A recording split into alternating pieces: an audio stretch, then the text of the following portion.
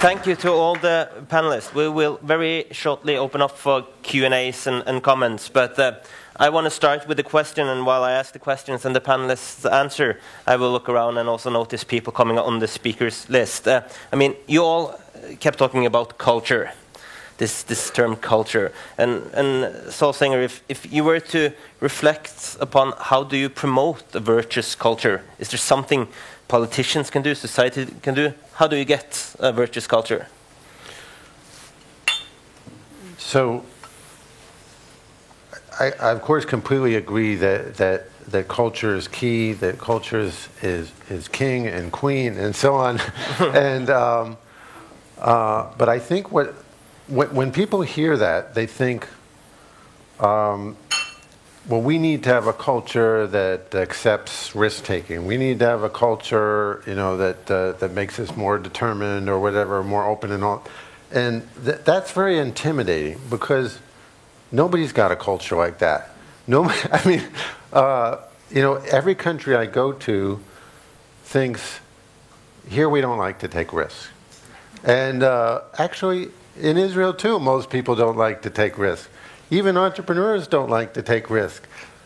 The difference between entrepreneurs and everybody else is not that they like to take risks. These are not like a group of bungee jumpers, and you know, they're not. Some of them may be into extreme sports. I don't know, but it's not so much that they like to take risk. It's that they care so much. They believe so much in what they're trying to do. They're so driven to accomplish the mission that they've set out for themselves, that they're willing to take risk, they overcome their dislike of risk in order to be entrepreneurs. Now, again, those kind of people are few and far between, but that's true in every country, including in Israel. The majority of people aren't entrepreneurs. It's always, and this is great news, is that it's always a small minority that's the entrepreneurs. And you don't have to change the entire culture in order to have, to nurture that kind of subculture. And this is the way I would put it, is Israel is very unusual because we're such a small country that our kind of mainstream culture is this kind of accepting of risk and mission and all that. But in most other places, take the United States. Silicon Valley has a different culture than the rest of America. It's a subculture. It's a subculture where it's more okay to take risk, where there's certain norms that are built around entrepreneurship are more normal and acceptable than they are, say, in Pittsburgh or Cincinnati. Now, so everywhere that develops an innovation ecosystem is going to develop a subculture somewhere, and usually it's a part of town. And I'm sorry to say this for people involved in tech parks. Usually it's not in tech parks. Usually it's in a part of town which kind of cool part of town with maybe lower rents and better restaurants and a lot of creative energy. Because startups like to be where there's creative energy. And creative energy tends to be in the coolest neighborhood in town. So that's where you're going to have startups coming up organically. And one of the things I think the governments can do is, first of all, anywhere that's happening already, just if that's happening, you're golden. That's what you're aiming for, and you just want to, like a nice lesson is from London. They've, I'm sure, built their share of tech parks, but they also had, you know, startups coming up around a place that's now called Silicon Roundabout, somewhere between the center of town and the Olympic Park. Not a very nice part of town, but that's where the startups wanted to be. So they started coming up there. So what London did is they sort of drew a circle around that, and they called that Tech City. So instead of building another tech park, they basically just show a spotlight on where startups were coming up. I thought that was a very smart thing to do. And I completely agree with that it's not about money per se. But the fact that you have money is actually, there are creative ways to spend money. That's a fraction of what you're spending that I think could be very productive. Like look at again, what is the goal here? I think the goal is to get the flow going, to get Norwegians out the door, to get other people into Norway to do startups.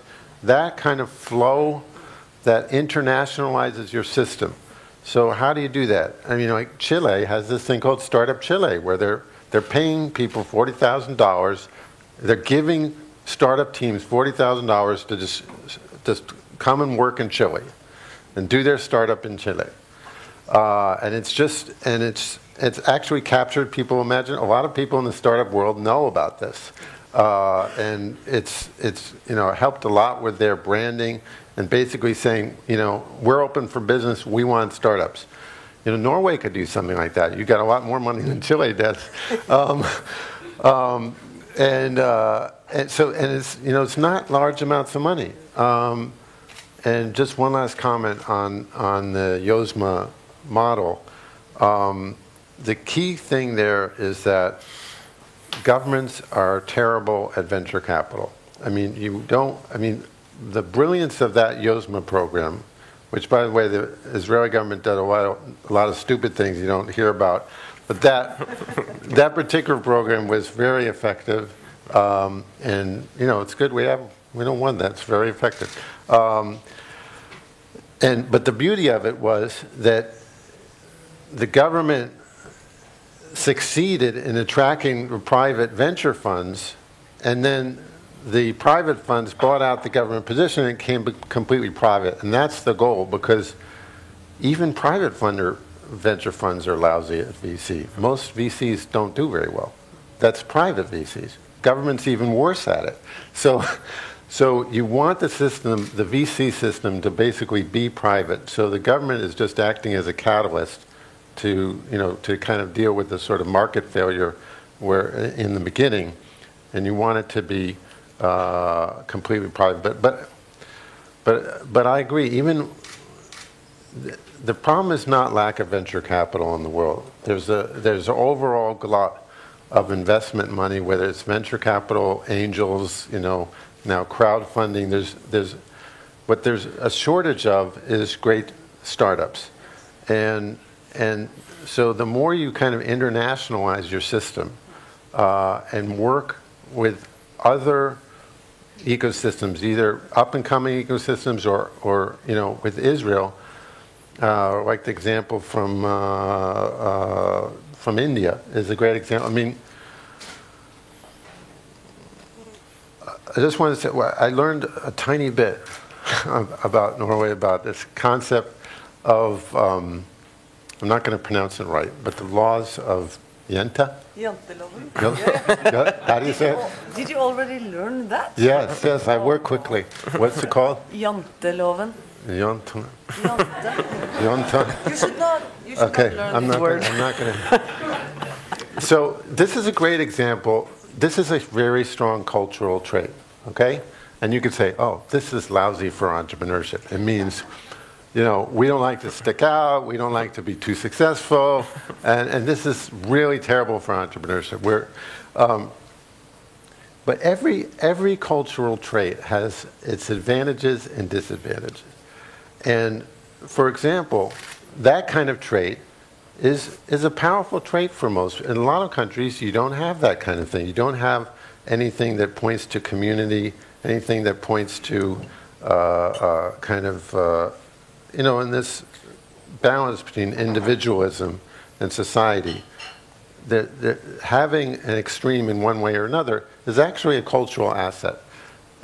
But what that means is you can turn that to your advantage. Your ambition is not to make money. It's not to have this big house. It's not to stick out. What it is to change the world. I mean, you can take that value and you can turn it into, our ambition is to take our technology, our knowledge from oil and gas, our great universities, our money, and combine with the great problems of the world and the entrepreneurs that are trying to solve those great problems, and bring what we have to the table to help them in India, in other places. So you can see how any strong cultural trait can be turned from a so-called liability to an asset. I want to A lot of that money is well spent in the right places, I think. But when it comes to venture capital, I don't think we have a really wise spending pattern, because we spend most of our, the heavy money, like you say, we have heavy funds, but they are mostly spent in the the later stages, where they kind of tend to crowd out the private capital, and they don't actually do as much good. I mean, they just try to pick the winners at a later stage instead of kind of boosting the kind of underground of startups that should come. So we have a problem with the flow of new startups of good quality that are taken from a really early stage and then over to the private VC. So that's my view on it, and so I think we should kind of change the pattern a little bit and just make sure that we fill up the gap in the kind of middle phase in between grants from Innovation Norway, for example, and the private VC industry. But I just wanted to comment on janteloven, because it's funny, because it's like you say, it could be also a strength in one way, because I've been to many investment presentations of Nordic and Norwegian companies, and because we are kind of quiet people, we don't like to stick out and all that, but that also means that usually when you go out and present something, a product or a service or an innovation that you have made, you have put a lot of emphasis that this is good quality. So you don't present bullshit. You present something that is good, and then you kind of under-communicate how good it is. So, some of these investment presentations, the international investors, they ask, why do you only ask for 5 million? Come on, this is super great innovation. You should have 100 million, So this could also be turned into a strength. And I think that if you look at, again, venture capital exits, the Nordics actually account for 27% of the successful exits made in the last 5 years, which is really punching above our weights as a Nordic region. So, and I think that has something to do with it. I mean, the guy who sold Minecraft a couple of weeks ago for $2.5 billion, he said, "Oh no, it's got too big. I don't want to do this anymore. I want to go back and be a nerd." So, I mean, those things can also be turned into a strength. Yeah. Anita told us that you recently started as CEO for Innovation Norway. What do you see as your main challenge in making sure a culture is virtuous and prosperous? Do we have the whole day? Or like in 90 seconds or 120 seconds? No, I think I'm very inspired by the startup book, and I mean, Innovation Norway has a part of delivering our part of the value chain here, specifically when it comes to the brand of the country. And also on the startup side, we just got, there's a state budget, and Innovation Norway, we have entrepreneurship scholarship. It was just increased by 110 million. And this is actually to work on what you said. You said we need to create more successful entrepreneurs. Making the culture for actually making them, we're giving them some money, and then they can test their ideas, so that before it becomes venture ready, we need to have a culture where there are more entrepreneurs that can test their ideas on an early stage. So definitely that was a good message from the government, from our side. But I think when it comes to janteloven, what the brand we have on startup, the culture we have in sports. Our ability to mobilize our nation on sports, it's enormous. You would not believe it.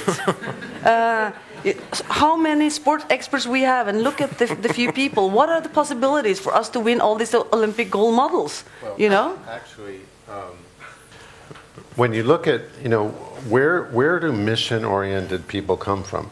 In Israel, the military has been very good at kind of telling people what a mission is and making them mission-oriented, which is really important for startups. But when you think about it, actually, sports is another area. Athletes are very mission-oriented. Yes. They're very clear what they're trying to do. They work very hard to get there. They're very mission-oriented, and it's actually professional athletes after they're professional athletes. A lot of them do go into business, become entrepreneurs, and quite successfully. So that kind of mission orientation they get from sports is an important asset. And that's just the point of what we need to do at the innovation side. Also, like he says, make sure we get the role models up. Make sure that we get the entrepreneurs up, the stories, that we actually learn the benefit of the companies that we have invested in. We need to make the national media be more interested in writing these cases, because if there's a case about an entrepreneur, or Innovation Norway, it's how many money did we lose, how many risk projects did we have, did we spend the money right? I mean, we're measuring our virkemidler before they actually have the time to work. You know, right. So I think an important role of Innovation Norway is to drive that motivation and show off our success stories, because we are on stage 1 in your ecosystem. We do have startups, but our focus nationally is not on the startups, because that's individualistic and they make money, and we need to change that, right? Right. So you definitely need, like a Minecraft or a Skype or something like that. That's the... Yeah, we're kind of halfly proud of it. Proud of it. If it's research-based, it's okay. If it's not research-based, it's from a garage or something, right. It's halfly. But what if, look, Minecraft actually, I just read a very interesting article about how much kids are learning from games like Minecraft.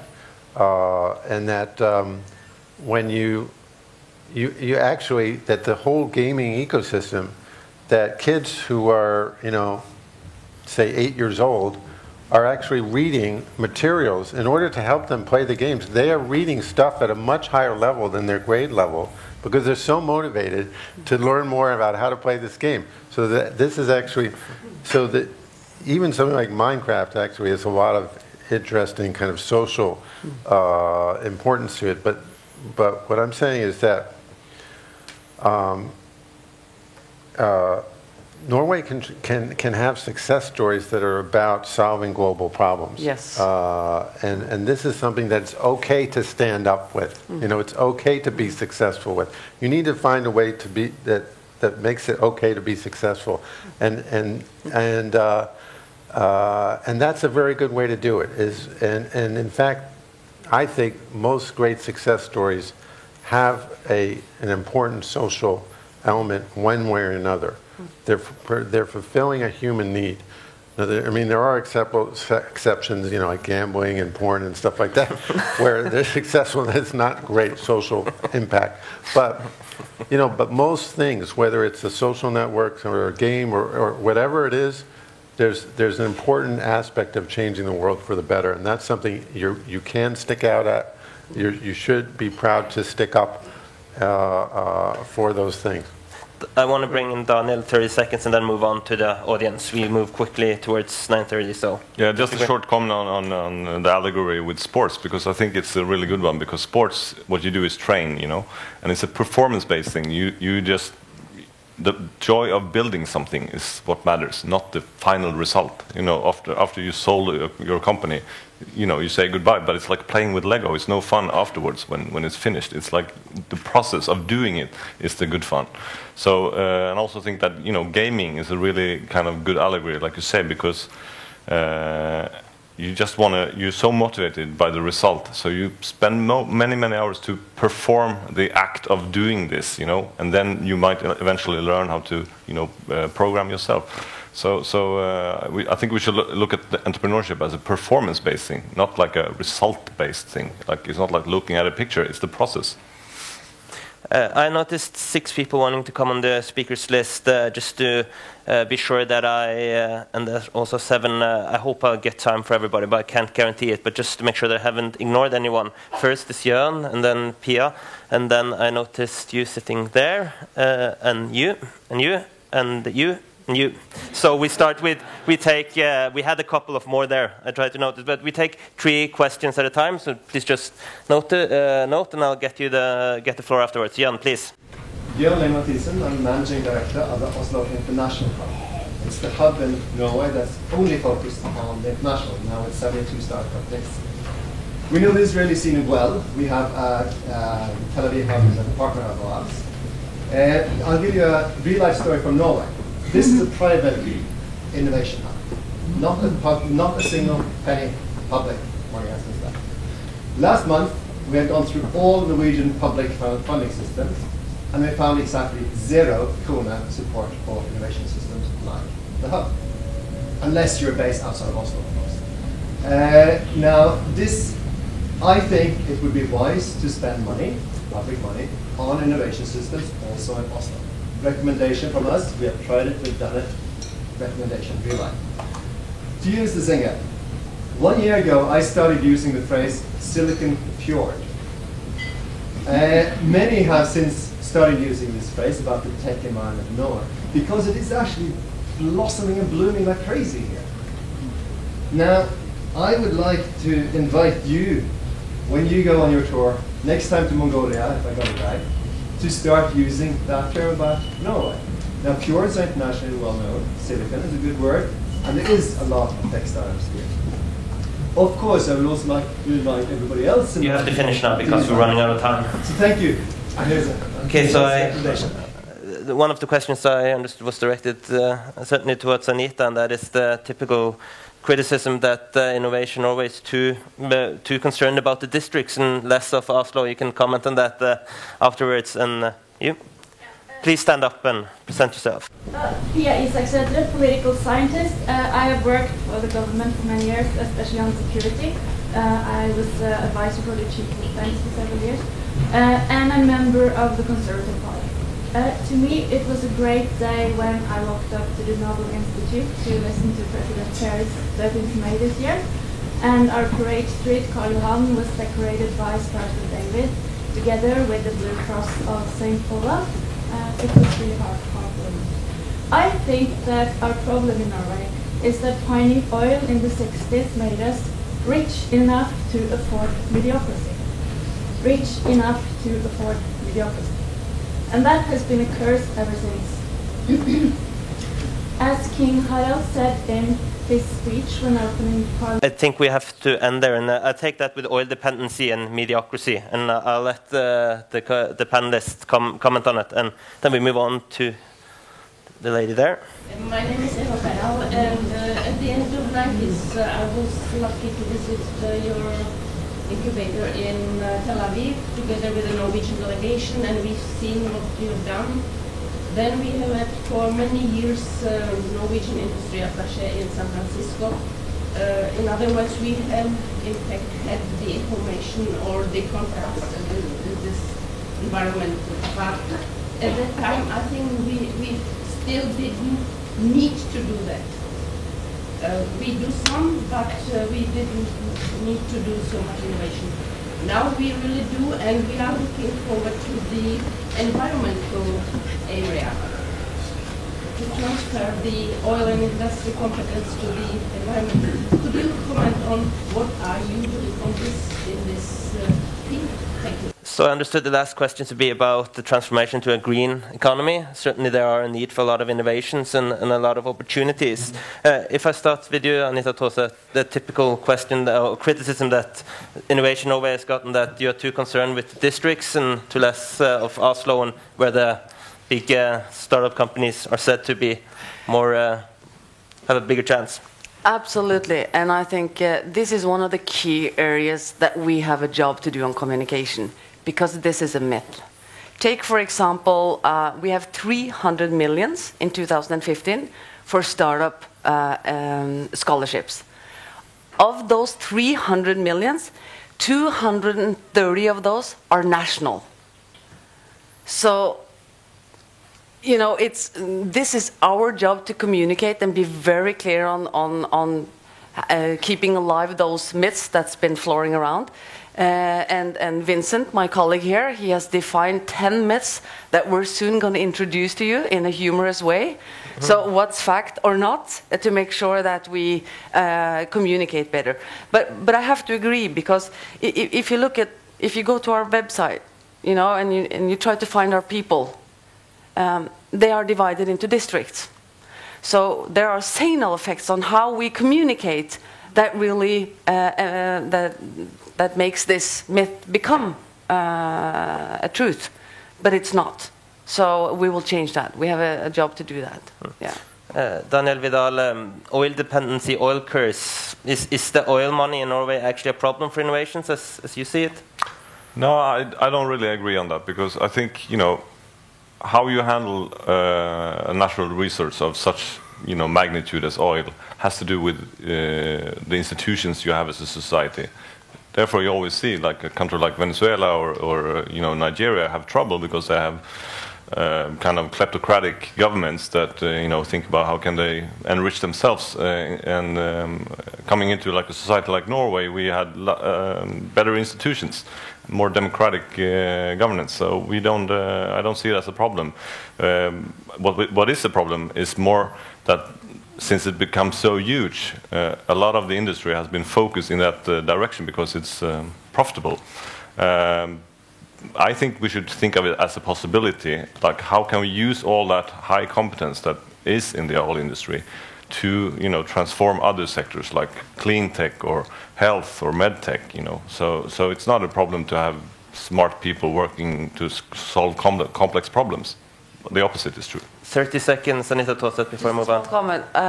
I completely agree on this, because we have a way where we can differentiate. If we allow ourselves the things that we believe that we can change the world, we can actually do that with some of our core competencies that we have gained the past 40 years. You know, for example, in India, with our engineers, with our R&D, when it comes to help the water situation. I mean, we have lots of unique assets. But then again, we need to go forward on and sell Norway on how we can be unique, and we can do that in a different way. Not only making those fancy startups, Skypes, but aim even higher to change the world on a high level. Right. But that's a big culture thing in Norway, to discuss stuff like this. Mr. Singer, the question was about the green energy and the transformation. Of course, this is a big issue in the world. If you were to reflect on 90 to 120 seconds about what are the opportunities for innovators going forward to the green economy?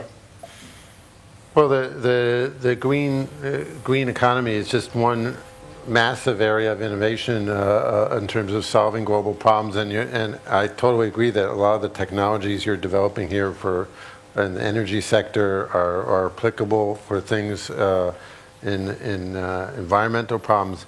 But I want to throw out a kind of a radical idea in terms of what was said here before about the international hub. Like, what if you took a small fraction of the budget and said, we're going to pay for half the plane ticket of Norwegian entrepreneurs who want to go to other countries and do startups there, or go to conferences, and vice versa, to bring other people to do startups in Norway. We'll give you, we'll pay part of your plane ticket. We'll give you a grant, a scholarship, whatever. We're going to start throwing money at that to internationalize our system, and again, the amounts of money would be tiny compared to what you're spending, but the bang for the buck both in terms of what good it would do, but also the branding, what it would signal that Norway is opening the doors. Norway wants to be international. Norway really is serious about innovation, about connecting with the rest of the world and solving global problems with its great technology, its great science, its great entrepreneurs.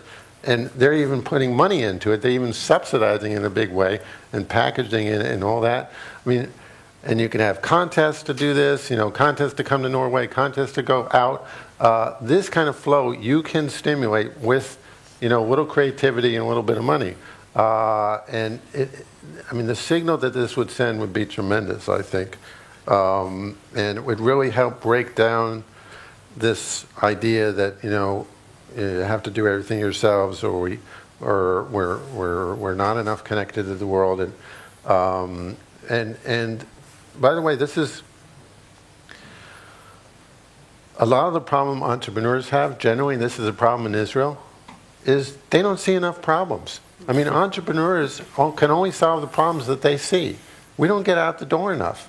If Israelis were to come to Norway, they would see things going on here, issues in your oil and gas sector, whatever, that they didn't understand.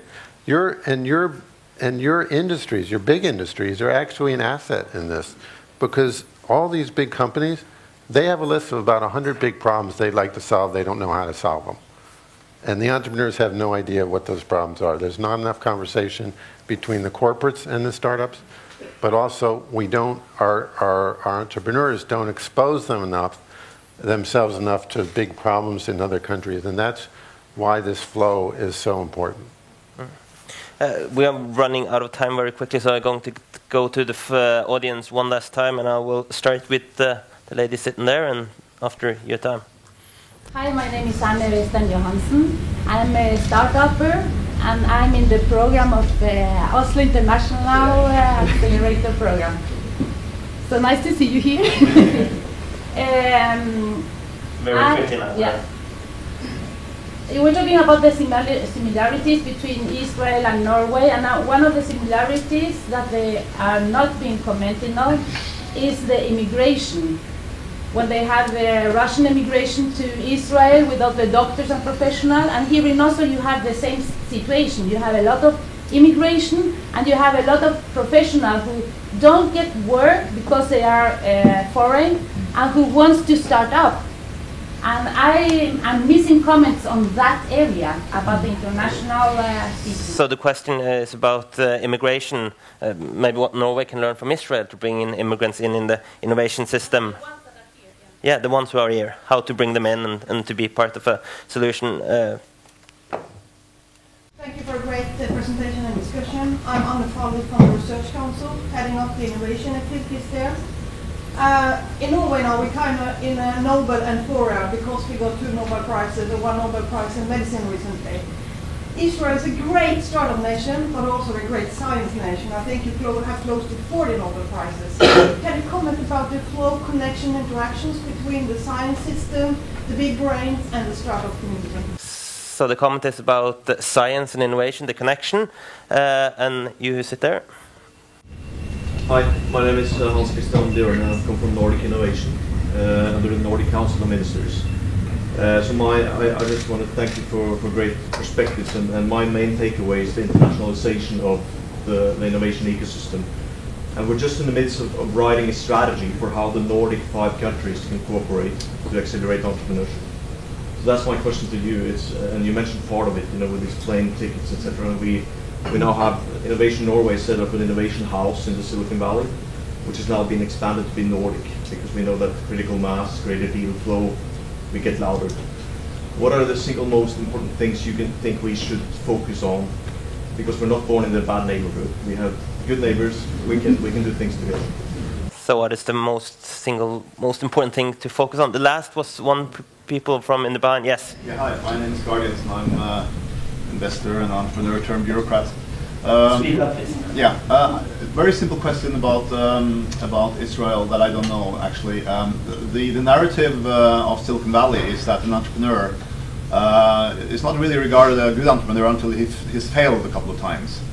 How is that in Israel? I mean, do you have serial entrepreneurs that are failing a lot, and are they eventually succeeding? The question is about the need to fail and how this is regarded in Israel, or as you said, that in Silicon Valley, entrepreneur is not considered a good entrepreneur before he has failed. So I think we're going to wrap up. You can give the comments you would like, and I start in the opposite direction. So I start with you, Anita. Yeah, I just got a very concrete suggestion from Singer. Yes, sure. Comment on that. So I showed him the 6 different programs that we have on global entrepreneurship. And he said, well, why don't you open your tech in Israel, your Think program? And right. I think we're going to go back and discuss that. So, yeah. And Daniel? I just want to comment on one thing.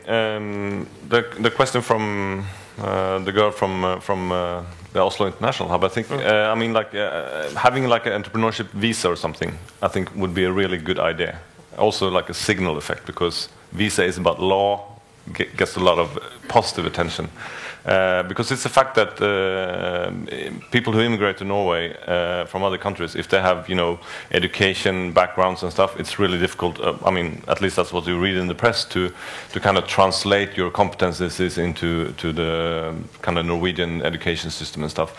But a lot of these people, like you say, I mean, my father was an immigrant, and so am I actually, to this country from our neighbors in the east. And immigrants are always, they've taken that choice, so they're probably they have a higher kind of likelihood to be able to want to start up and to actually, start to build something in that new place they come to. So I think we should use that and think about stuff like immigration visa for immigrants. Mm. Last comment, Mr. Singer. It was mentioned here that there are a lot of scientists who get Nobel prizes from Israel. Or some also get Nobel Peace Prize. But the connection between science and innovation, it seems pretty obvious, doesn't it? Yeah. So a lot of great comments here. I mean, certainly a big part of the story of Startup Nation is. Any innovation ecosystem kind of starts with great universities. If you look at Silicon Valley, it was Stanford was a key component of that cluster. For us, we have 4 of our universities together. You could say are Stanford that were an important part of this story, and we have a pretty well-developed tech transfer system around these universities and also around our hospitals. Even even the hospitals have their own kind of tech transfer offices, this obviously, the science and research institutions are huge sources of innovation if you could just bridge the cultural gap between academia and business and entrepreneurship, and it's a cultural challenge. It can be overcome. You can encourage people to commercialize. You can help them. You can structure it in a way that makes it works. And actually, a lot of countries have been sending groups to Israel to look at our tech transfer system, kind of as a way of how do you structure this. So that's worth doing. What was said before about the international. About how you're sending them essentially a regional hub. Yeah, that's great. That's exactly what I'm talking about, is that, and you can just take that and kind of expand that, because it shouldn't just be Nordics, it should also be Europe, and it also be with other countries, certainly with Israel, but even farther beyond. And that's the kind of thing that needs to be expanded, and it's building on this idea of let's pool our strengths. Let's combine our strengths. Let's take advantage of our cultural diversity, of our different strengths, and get a critical mass together, rather than trying to do it all by yourself. Failure. Talking about failure, about someone saying, yes, one of the most obvious thing that makes a startup ecosystem, whether it's Silicon Valley or Israel, is an attitude towards failure that basically says that failure is part of success. Basically, like when I was in Chile, they were just getting around to changing their law, which basically made it to be it was illegal to be bankrupt, to go bankrupt, and they were getting rid of that, saying, okay, it's legal to be bankrupt. I said, this is a great idea. Thank God you're doing this, because if you ban bankruptcy, you're banning failure, and if you ban failure, you're banning success. You cannot do startups if you can't fail. You've got to be able to fail, and most startups, most entrepreneurs have failed a number of times along the way. You can almost 100%. Even the success stories, the ones that look like they had this instant success, I can guarantee you that they had a bunch of failures within that startup where they started with one idea, it didn't work, started another one. A startup is basically an experimental process looking for a sustainable, repeatable, scalable business model. It's a search. That's what a startup is. A startup is a search for a successful business model. A big company is the scaling up of a proven business model.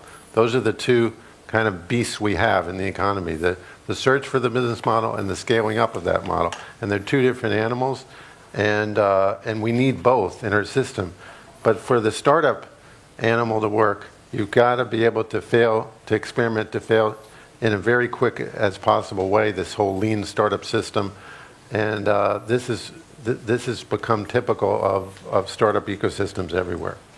Before we give a big applause to the panelists, let me give a few messages. I will end in 45 seconds. At the end there, we had a Civita report called Kompetent Kapital, who has some good advices on how to promote innovation in Norway. We also give out the Entrepreneurs Build Norway, as Herman mentioned. Check out civita.no and our newsletter. Check also out the Oslo Innovation Week. There are a lot of great events happening this week. And one final thing, it's maybe the best known innovation from Norway, the cheese slicer. It's a special gift for you, Mr. Singer. Some books for our other panelists. Thank you to the audience. Thank you to the panel.